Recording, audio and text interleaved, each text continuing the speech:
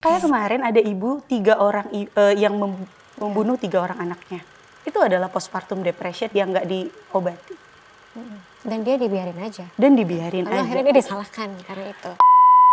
Nggak mungkin anak saya soleha banget. Ya, gitu. ya. Ibu pernah buka nggak ini lengan baju anak ibu?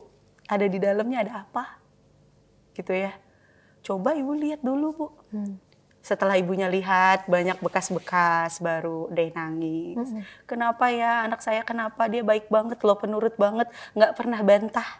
Ya. Bu, Itu justru itu ya. nggak sehat kalau anak ibu nggak pernah bantah. Ya. Karena susah banget loh minta untuk didengarkan, sekarang tuh susah banget. Sampai pada titik banyak perempuan-perempuan yang oversharing di medsos. Karena dia tidak didengarkan di kehidupan nyata. Bener.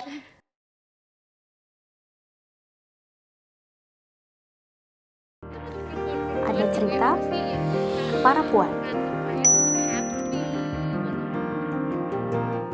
Nah, Halimah, tadi kan DM penuh, usia mereka muda, terus kadang tuh mereka mengeluarkan omongannya tuh masih dalam keadaan marah dan seterusnya. Berarti kan mereka sebenarnya lagi rapuh-rapuhnya ya. Halimah itu kan kalau nggak salah juga membuat menginisiasi lah lingkar aman. Nah itu boleh ceritain dikit nggak? Itu apakah dibentuk sesudah mendapat DM dan cerita-cerita atau memang sudah terpikir dari sebelum-sebelumnya? Bener, jadi aku kepikiran setelah aku punya banyak DM. Karena DM-nya agak mengkhawatirkan. Anak-anak tuh udah sampai ada tahap, aku tuh kalau marah aku pukulin kepala aku ke tembok. Gitu. Itu self harm sayang. Jadi kayak bahkan anak-anak ini nggak tahu kalau mereka sudah melakukan self harm. Dimana kalau udah self harm itu tuh kamu udah dalam tahapan, meskipun aku nggak boleh mendiagnosis ya, tapi kalau kamu diagnosis kayaknya hampir pasti deh kamu punya sesuatu, gitu. Karena mereka mikir bahwa soalnya aku dari kecil ngeliat ibuku gitu, kalau marah mukulin kepala, jadinya aku kayak gitu Kak. Aku kira itu normal, semua orang kalau lagi marah mukulin kepala gitu. Itu usia berapa ya sih? SMA. Oke, SMA malah yang kayak gitu. Oke. Dan juga ada beberapa yang kayak self harm itu sangat samar. Suka gigitin kuku sampai kuku grepes. Itu dalam buku psikologi itu self harm loh. Garuk-garuk. Suka garuk-garuk. Jadi kalau panik sampai ininya luka gitu ya, itu self harm. Jadi nggak melulu self harm itu harus nyilet-nyilet atau melakukan tindakan bahaya. Hal-hal kecil kalau kita udah stres makan berlebihan, itu self harm. Gitu. Jadi kalau udah kayak gini dan orang-orang, yuk mau nggak aku bantu ke psikolog gitu ya di DM? Kakak tapi kok kan nggak gila gitu. Enggak gitu. Jadi mikirin orang tuh kalau ke psikolog tuh harus gila dulu gitu dalam tanda kutip. Padahal sama kayak kita ke rumah sakit, nggak ada aib kok kalau kita pergi ke psikolog. Just to make sure kita baik-baik aja gitu. Dan akhirnya aku menginisiasi lingkaran aman ini bersama beberapa teman psikolog, beberapa teman dokter spesialis adiksi, karena adiksi adalah salah satu problem yang banyak banget dihadapin anak remaja, dan adiksinya nggak cuma narkoba atau alkohol gitu ya, adiksi film porno, adiksi rokok dan segala macam. Jadi kita bikin lingkaran aman ini untuk memfasilitasin yang kayak gini-gini. Tujuan awalnya hanya edukasi aja dulu.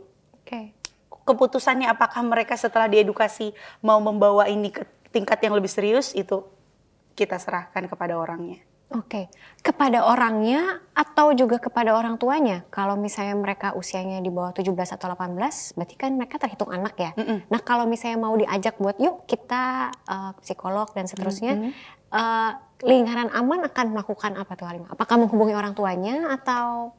Aku biasanya approach ibunya.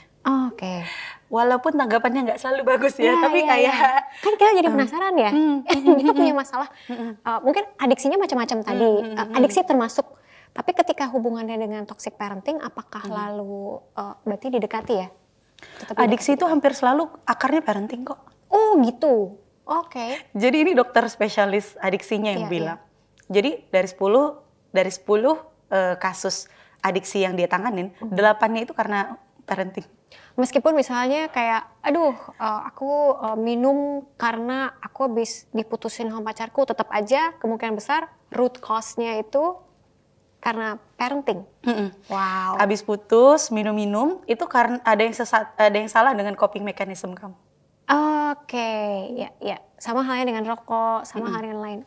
Oke. Dan coping mechanism itu terbentuk soalnya waktu dia Dari kecil. Oh, oke. Lalu gimana tadi kalau menghubungi ibunya? Ada satu ibu yang kekeh. Nggak mungkin anak saya soleha banget. Ya, gitu. ya. Ibu pernah buka nggak ini lengan baju anak ibu? Ada di dalamnya ada apa?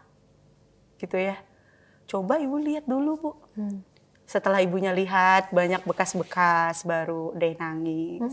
Kenapa ya anak saya, kenapa dia baik banget loh, penurut banget, nggak pernah bantah. Bu, Itu ya, itu justru kunci itu ya. nggak sehat kalau anak ibu nggak pernah bantah.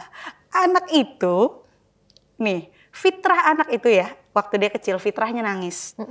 Kalau anaknya nggak tantrum, nggak nangis, ada yang salah dengan tumbuh kembangnya. Oke. Bayi aja kalau dilahirkan dalam jarak 30 detik nggak nangis, dokternya waduh. Gitu Cuma, ya. Itu kayak Tuhan kasih tanda-tanda. Anak itu fitrahnya nangis dan membantah. Kenapa dia membantah? Bukan karena nakal. Jadi ada sesuatu di sini yang wayarnya itu lagi saling connect. Proses dalam connect. Ketika wayarnya itu proses saling connect, itu akan membuat anak itu logiknya mengarah ke sana sini dan mempertanyakan logik orang tuanya. Bahwa yang punya logik dan aturan bukan kamu aja tapi aku juga. Kenapa enggak? Kayak gitu ya. Jadi ketika anak kita membantah bukan melulu kita jadi orang tua yang buruk atau anak yang nakal kok. Itu adalah sebuah proses sehat di mana harus kita terima sebagai latihan resolusi konflik, coping mechanism di situ. Lalu kalau udah ibunya seperti tadi, akhirnya jadi mengkonseling ibu dan anak.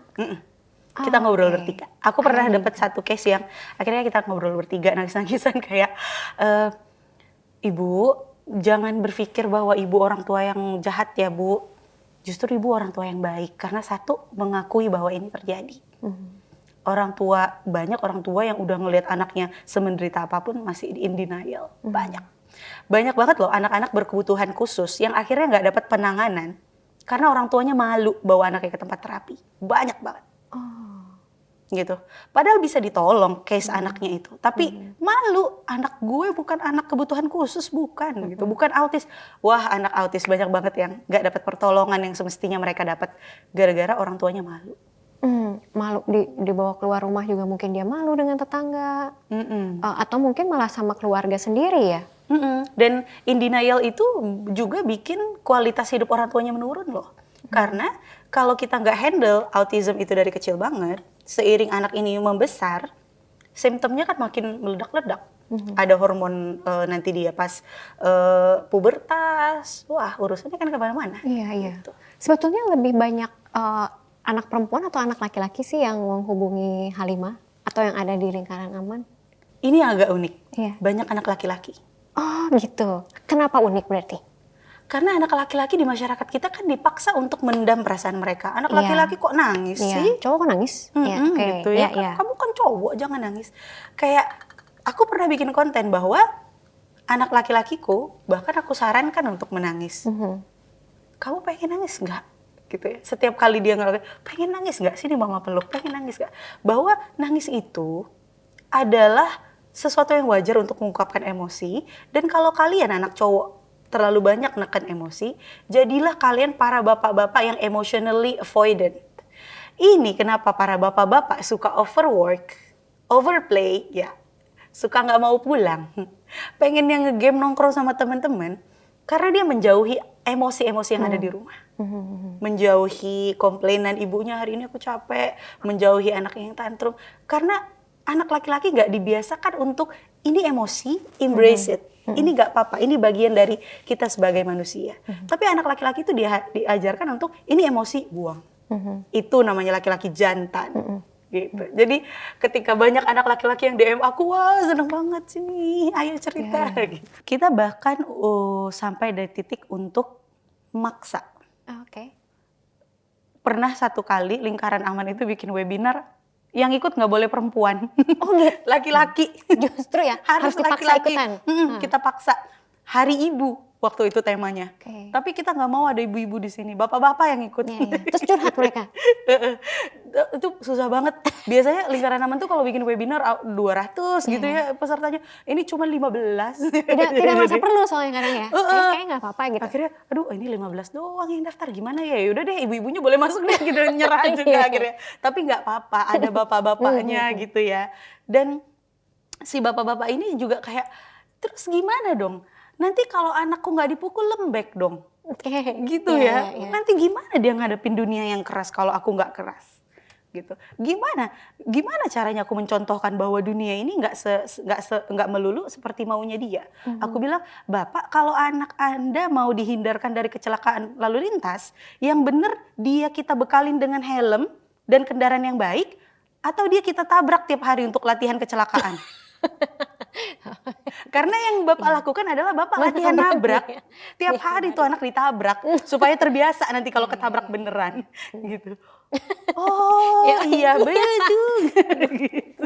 Itu ilustrasinya bagus banget ya. Langsung oh ternyata efeknya kayak gitu ya. Iya gitu. Apakah nanti ke depannya Lingkaran Aman akan lebih banyak juga membantu anggota atau para laki-laki, atau sebenarnya lebih fokus ke perempuan sih? Sebenarnya fokusnya kita perempuan. Ibu-ibu ini kerjanya berat banget ketika pola asuh itu dibiarkan 100% urusan ibu. Saya kan yang cari uang, kamu ngurus anak, nggak bisa gitu. Psikolog yang di Lingkaran Aman bilang, anak-anak yang ditanganin itu mostly 70-80% punya masalah sama bapaknya loh. Cewek-cewek bucin. Yang kalau udah cinta tuh menyembah gitu, aduh cintai aku dong, diselingkuhin, dipukulin, balik lagi. Itu karena dia nggak dapat gambaran ideal laki-laki baik dari bapaknya. Iya. Gitu. Jadi in order mau nolongin para perempuan, laki-lakinya juga harus kita involve. Lalu ada tambahan-tambahan peran lagi juga nggak sih yang dilakukan Lingkaran Aman buat anggota-anggota perempuannya gitu misalnya? Ada lagi nggak sih selain yang tadi Kalimah ceritain? Paling kita menyediakan support system untuk si ibu-ibu ini saling curhat sih. Oke. Kadang-kadang memang mendapatkan support system yang sehat di lingkungan rumah tuh susah. Perempuan terbiasa dibiarkan berkompetisi. Kompetisi yang agak aneh. Ibu sering banget ngerasa bahwa anak perempuannya itu adalah saingan. Oke. Banyak ibu-ibu yang nggak seneng loh ngelihat anaknya disayang sama bapaknya. Ngerasa bahwa karena itu ya iklim di mana perempuan itu diharuskan bersaing sama perempuan lain untuk mendapatkan laki-laki sebagai sumber rezeki, sumber perlindungan, sumber perhatian, sumber cinta. Padahal mereka nggak harus berkompetisi, tapi iklim kita tuh kayak gitu. Gitu. Jadi mertua dengan menantu perempuan, itu adalah seru banget ceritanya. Tapi untuk dapat support system yang sehat bagi perempuan tuh susah banget, Mbak. Jadi akhirnya di Lingkaran Aman ini ya udah, di sini tempat kita yang beneran aman. Kita membentuk lingkaran, di sini adalah support system yang sehat, di mana kamu nggak akan dijudge berdasarkan apapun yang kamu lakukan, gitu. Jadi benar-benar kita fokusnya adalah untuk kasih ruang untuk mendengarkan. Karena susah banget loh minta untuk didengarkan sekarang tuh susah banget. Sampai pada titik banyak perempuan-perempuan yang oversharing di medsos. Karena dia tidak didengarkan di kehidupan nyata. Bener.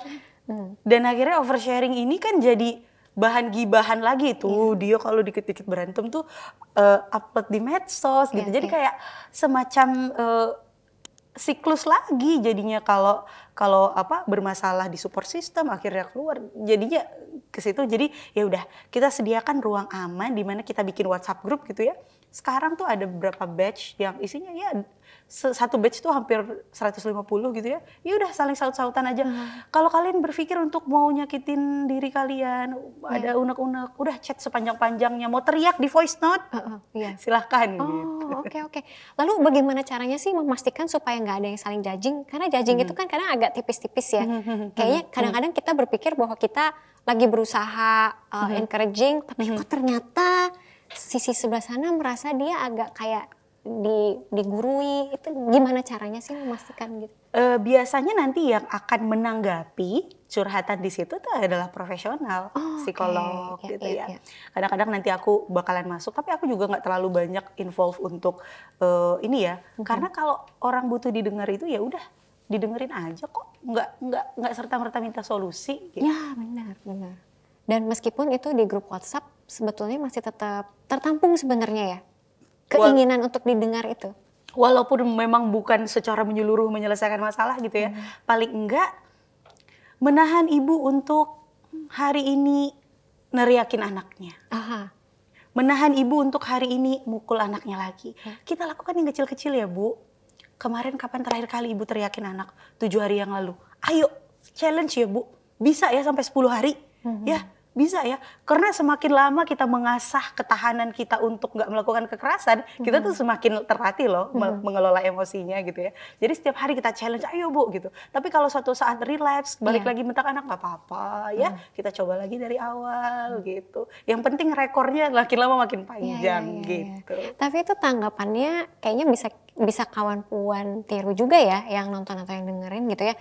Bahwa kalau misalnya ternyata ada yang relapse, bukan malah ya atau kayak apa gitu ya, tapi nggak apa-apa. Bilang nggak apa-apa, ternyata nggak apa-apa ya? Nggak apa-apa. Dan gini loh, para orang tua kalau misalnya udah kelepasan marah sama anak, jangan kabur. Kalau kelepasan mukul anak, bentak anak, jangan kabur. Stay di situ. Tarik nafas, tenangkan diri, lalu minta maaf. Banyak orang tua yang mukulin anak terus minta maafnya nanti pas anaknya tidur ngelihat aduh anaknya kasihan nih minta maaf ya nak gitu, nggak denger anaknya Bu. Jadi ketika kita marah kelepasan menenangkan diri dan minta maaf, kita akan kasih contoh yang baik ke anak kita bahwa orang tuaku tuh manusia, dia bisa marah tapi marahnya dikelola. Marah itu bisa jadi tenang kan, kemudian setelah tenang bisa minta maaf seperti itu. Dan itu sebenarnya bagian dari respectful parenting tadi nggak sih? Benar, itu bagian dari respectful atau gentle parenting tadi adalah being gentle to yourself. Dan anak itu akan belajar juga ya bahwa being gentle itu ternyata nggak apa-apa. Nggak apa-apa. Nggak harus selalu kuat setiap saat. Dan itu yang bikin anak-anak kita sekarang rentan terhadap abuse. Di dunia kerja disuruh lembur gitu, nggak apa-apa aku harus kuat gitu ya, kakinya udah tremor, nggak apa-apa aku meeting lagi gitu ya. Kayak hustling ya, hustle culture ya gitu, kayak semakin lama aku di kantor aku adalah manusia yang lebih baik daripada manusia lain. Iya gitu, kayak ngerasa bahwa your self worth pantas atau tidaknya dirimu bukan dihitung dari berapa jam kamu kerja. Gitu. Selesaikan kewajibanmu, setelahnya itu kamu boleh jadi manusia lagi kok gitu. Jadi being gentle itu, ini endingnya adalah menciptakan sebuah masyarakat yang menghormati batasan satu sama lain. Kita ini udah nggak punya batasan lagi sekarang gitu. Ketika kita punya media sosial, siapa yang sharing ini, kemudian kita rame-rame bully, kita udah nggak punya batasan lagi. Endingnya ini adalah menciptakan masyarakat yang tahu batasan. Ya itu benar. Dan para ibu tuh sangat butuh batasan ya. Sangat butuh batasan.